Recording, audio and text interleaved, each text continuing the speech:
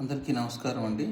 So, మనము లగ్నంలో సూర్యుడు ఉంటే ఎలాంటి లక్షణాలు ఉంటాయనేది మనం ఇక్కడ చూద్దామండి.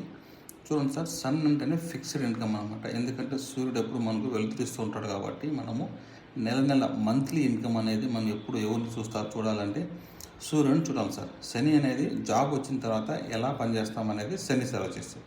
సో, లగ్నంలో సూర్యుడు ఉంటే నిరంతర ఆదాయం ఉంటుంది. సూర్యుడు అంటే వెలుతురు కాబట్టి వీళ్ళకు అథారిటీ ధోరణి ఎప్పుడు ఉంటుంది సార్. ఓకేనండి. తర్వాత ఈగో ఉంటుంది, హానెస్టీ ఉంటుంది, డామినేషన్ ఉంటుందండి. లగ్నంలో చూడిన వాళ్ళు ఇతరులకు వాళ్ళు ఎక్కువ ఆడిట్స్ వేస్తారు.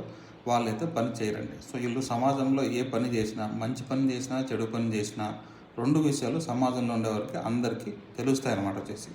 సో, వెలుతురు కదండి. సన్ అంటే వెలుతురు కాబట్టి వీళ్ళు మంచి పని చేసినా, చెడు పని చేసినా 2 బయటికి తెలిసిపోతాయి సార్ వచ్చేసి. సో, ఇవ్వండి లగ్నంలో సూర్యుడి యొక్క లక్షణాలండి.